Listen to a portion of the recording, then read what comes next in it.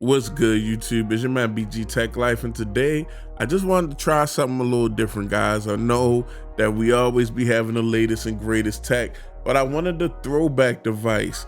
So I actually picked up the Samsung Galaxy Note 9, one of my favorite devices, just to take a look at it and see how far we've come.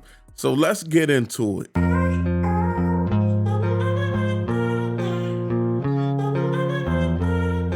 So first and foremost, if you follow my channel, you guys know every now and then I like to pick up a budget device or older flagship. And if you're not following my channel, go ahead and take this time to make sure you hit that subscribe button.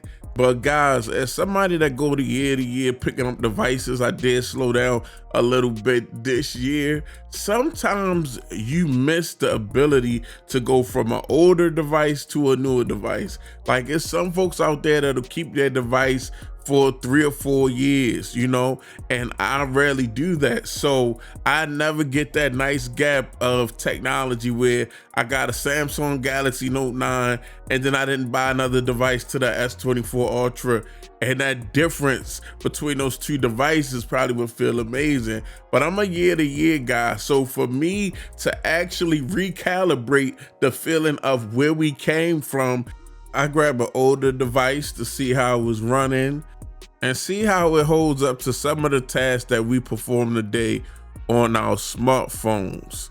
That way I know the direction that technology is going in and how fast it's going. I must say, picking up a Galaxy Note 9 is fun, especially for a techie like me, but because it's a discontinued device, there are no security patches. So I wouldn't advise anybody to pick up one and utilize one and start using like their apps for financial type things on this device, because this device is not a supported device, just a disclaimer. But the Galaxy Note 9 was actually released in August 2018. It's got a 6.4 inch 1440 display. The main shooter is a 12 megapixel shooter. It came between 6 and 8 gigs of RAM and a 4,000 milliamp battery with wireless charging.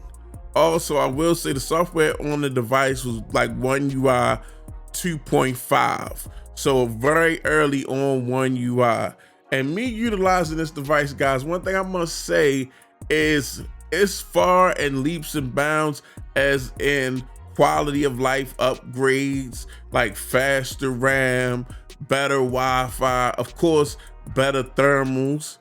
The Note 9 came with the Exynos 9810 processor.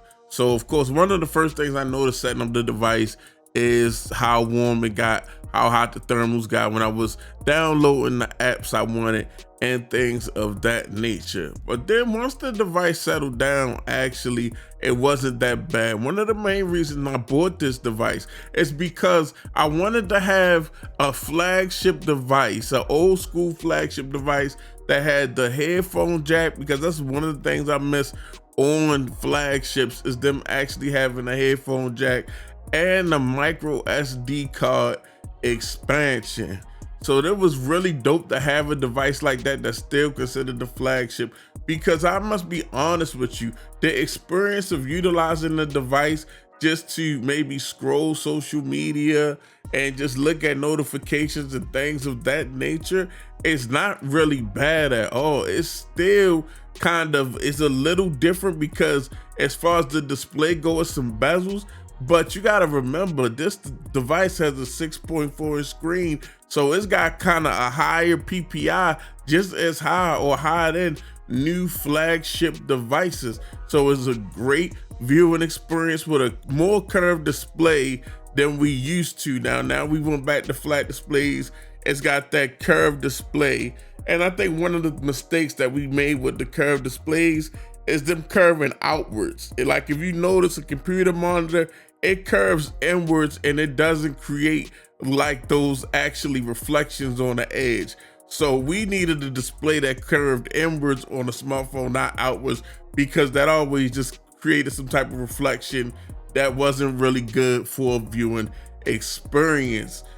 But using a pre-Snapdragon Galaxy definitely brought back some memories, because utilizing that device with certain games like CSR racing, you could start to feel it warm up, and it also got laggedy, start glitching and freezing every now and then.